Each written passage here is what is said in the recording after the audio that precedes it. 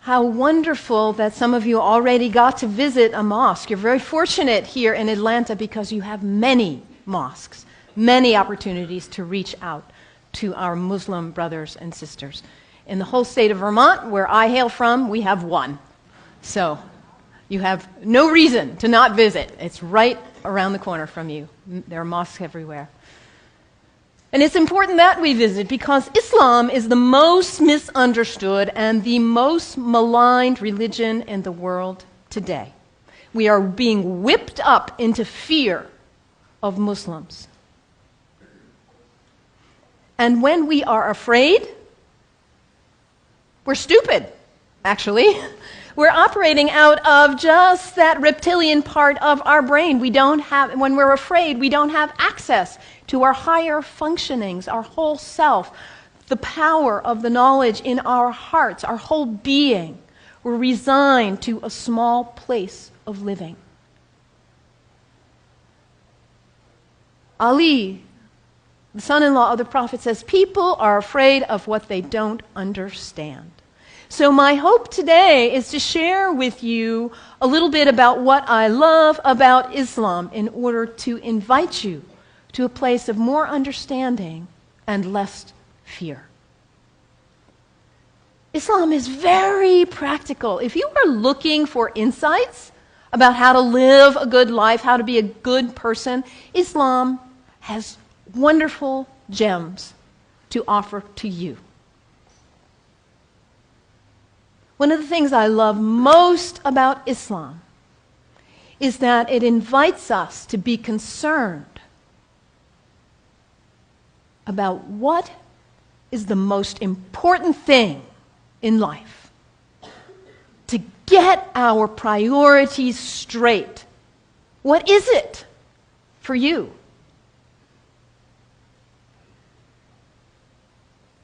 Stuff? Money? Power, prestige, family, kindness, service, love, art, compassion. What is it for you?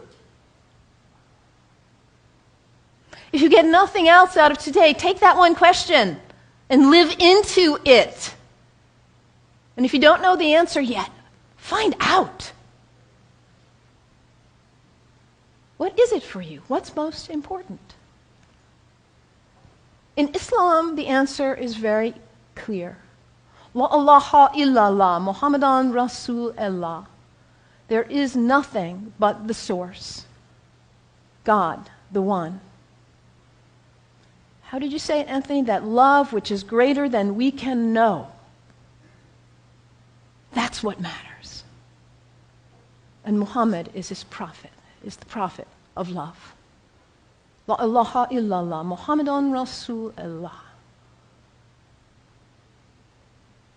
And the thing about us humans, when we get that clarity, we know what's important. What do we do with that? We forget. That's who we are. We humans, we are the great forgetters. How many of you made a New Year's resolution back on January 1st? How are you doing with it now? Let's be honest. How were you doing February 1st? January 7th. We get this high resolve and this clarity, and then we get caught up in all the distractions, all the things pulling our attention here and there, and we forget. That poet, Mary Oliver, says, what is it you plan to do with your one wild and precious life? What is it?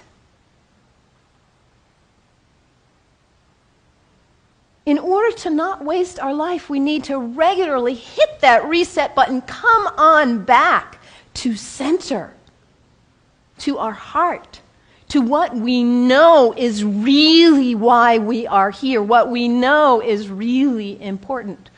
Regularly throughout the day, to stop and come back and say, well, let me check in and remember what matters so I don't waste my day or my week or my month or my life. And for Muslims, this is prayer, salat. It is the second pillar of Islam. The first pillar, la ilaha illallah, to know what matters. And the second pillar is to hit that reset button in order to regularly come back to center and remember what really matters. And for Muslims, this is not an activity in the head. It's an activity of the whole body. Allah Akbar, Allahu Akbar. Bismillahir-Rahmanir Rahim. Alhamdulillah, Rabbil Alameen. Ar-Rahman-Ar-Rahim. Malik Yawmiddin. Iyyaka na'budu wa iyyaka nasta'in. As-siratal mustaqim. Siratal ladhina an'amta 'alayhim. Ghayril maghdubi waladdallin. Amin. Allahu Akbar. Allahu Akbar. Allahu Akbar.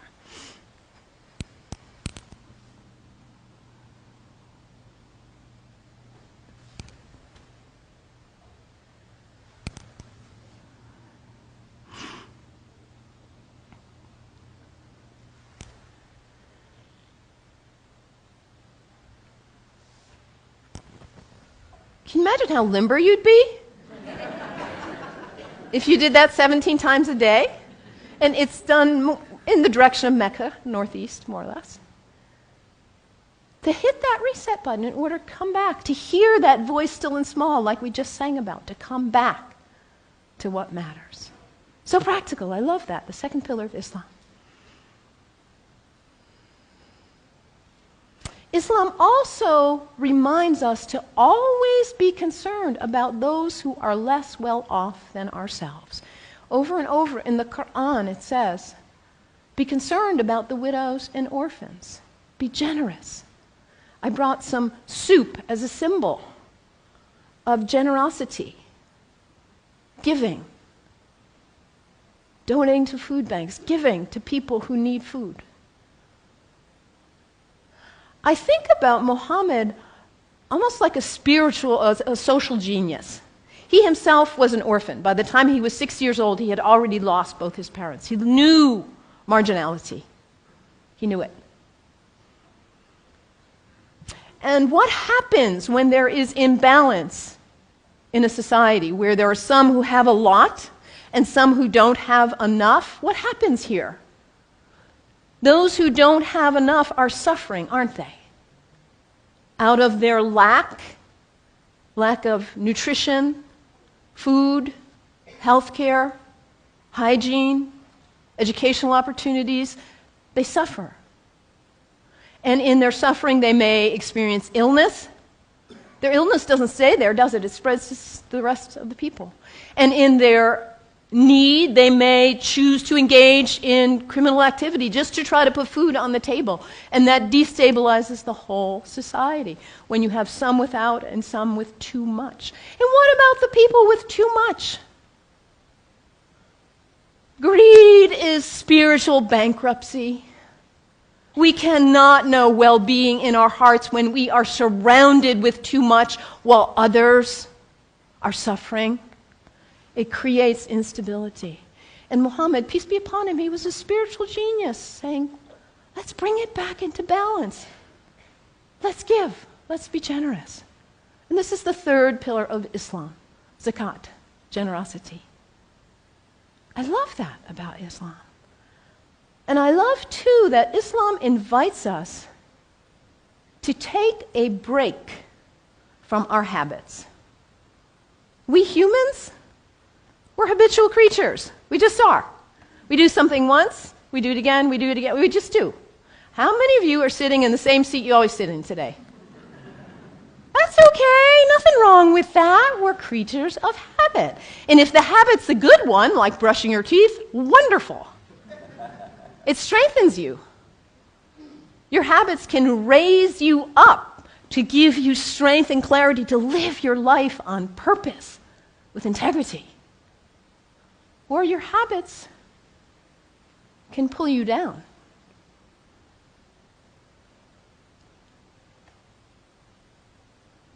To take a break from your habits, because what happens when you try to take a break from your habit, when you try to stop reaching for whatever it is and you cannot?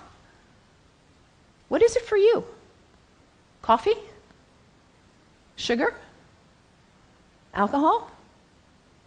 Drugs? Sex? Shopping? Your cell phone? Your tablet? Gossip? What is it for you, this behavior that you're caught in? You know it's not worthy of your best self, and yet there you are. It's addiction, isn't it? When we can't stop reaching for it, we can't stop doing it. And yet your life is so valuable, you matter. And to live your life on purpose and to cultivate the habits that raise you and strengthen you so you can be your most beautiful, best, loving, caring, giving self. So to take a break from your habits so you see who's in the driver's seat in your life. And put yourself back in the driver's seat. Whatever it is for you. There are other people in this room who have also struggled with addiction in this way and who have overcome it. You can get help. You can do it. Your life matters. It's valuable. This is the next pillar of Islam, fasting. Fasting not just from food, but fasting from other activities and behaviors as well. And when we fast from food in particular, and it says over again and again in the Quran, fasting is good for you if you only knew. Because we put too much in our bodies, don't we? We stress them. We overeat and put junk. And we don't honor the beauty of ourselves. And also, when we fast, hunger is not a theory in the head, it's an experience in the body when we fast from food, that feeling. And then when you see somebody else on the street who is begging, it's not a theory. You feel empathy because you know what hunger feels like. It's harder to close your eyes and walk right on by. Muhammad, that spiritual social genius, to create harmony and stability in society. The fourth pillar of Islam, fasting, taking a break from your habits. So practical, I love it. And I also love about Islam that it encourages us to take a break from our location, to travel with intention, to recognize the power of space, the sacredness of space, and how the greats who have walked on this earth have blessed the earth with their presence, their breath, their thoughts, their actions. I know you are on the verge of a major decision about this sacred space for you. You have made this place sacred by your presence here. And as you perhaps choose to move on, you will perhaps make a new place sacred by your use and your love. The earth is sacred. Our places are sacred. And when we travel with intention, we are changed by it. This is the fifth pillar of Islam, pilgrimage. And for Muslims, the pilgrimage is to Mecca, which none of us will probably go there. But where is pilgrimage for you? My last name is Kennedy. My family is Irish. My parents have gone to Ireland. My mother says there are no words to express what it is like to walk in that place of our ancestors, of the great Celtic saints and sages. It may not be Ireland for you or Mecca, but where is it for you? Anybody been to Walden, the place where that great book was written? It's a place of pilgrimage for many of us. Anybody been to Transylvania? A place of pilgrimage for many of us. And what happens when we go? We leave our usual haunts. We travel with intention. We let ourselves be changed, be opened by new experiences, new interactions. And we come back and we are not the same. We look at our lives and we say, why was I doing that? I'm not going to waste my one wild and precious life on that. And we come back renewed and with a new value, a new understanding of the sacredness of our location, the beauty of the earth. I love this about Islam. So practical. What's the one thing that matters in your life? Hit that reset button regularly so you come back to your purpose. And don't be self-centered. Be always concerned about others and their needs, those less well off especially. And recognize the sacredness of the temple of your body. Cultivate habits that are worthy of you, that lift you to the best of who you are. And recognize the sacredness of space and the gift of the ancestors, the sages, the saints, the prophets who have gone before us and held a beacon of example for us.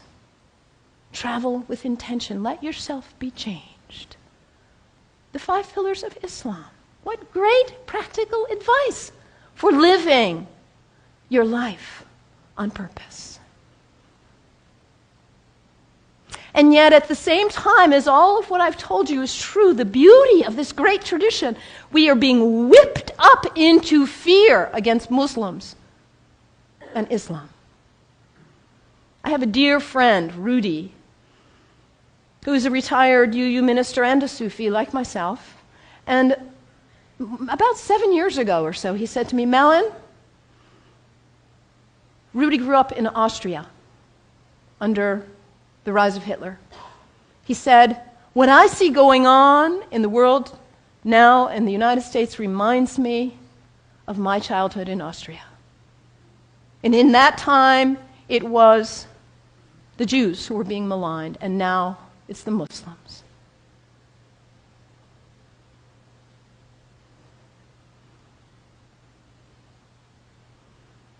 Hermann Goering, the right-hand person of Hitler,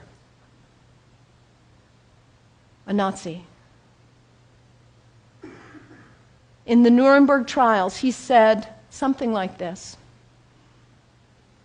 the people do not want war. That's a given. But the people can be brought to the bidding of their leaders. It works the same in all countries, whether it's a dictatorship, a democracy, socialist, doesn't matter. All you have to do is convince the people they are under attack, make them afraid, condemn the pacifists for being unpatriotic, and the people will come to the bidding of their leaders. We're in the midst of such a time. People are afraid of what they don't understand. I implore you, do not fall for this ruse.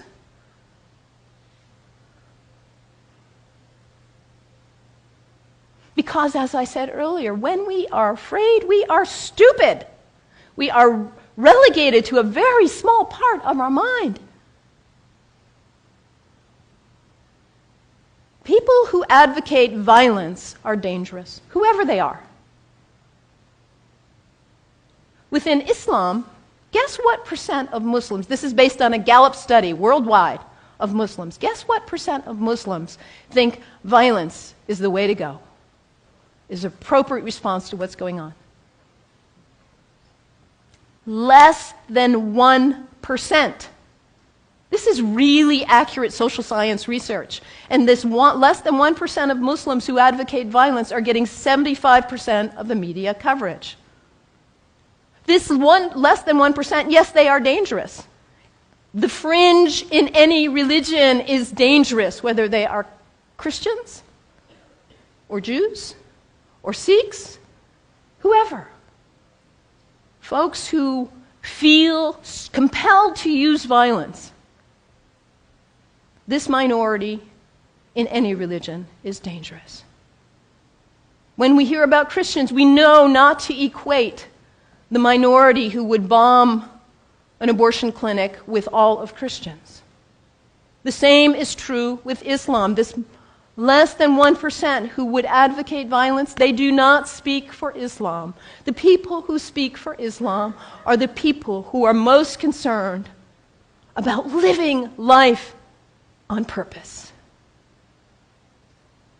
Not wasting your wild, precious life, but hitting that reset button, coming back to center. Being concerned about justice and everyone's needs. The true Muslims are the people who recognize the temple of the Holy Spirit, which is our body, and cultivate life and living and habits that are beautiful and worthy. The true Muslims are the people who respect the earth and the prophets from all traditions. So I implore you, you've got Muslim neighbors all around. Go visit. Make friends. Do not let yourself fall into this trap of being afraid of what you do not know. And take the example from the great tradition of Islam and live your one wild and precious life on purpose. May it be so. May it be so. Blessed be. Amen.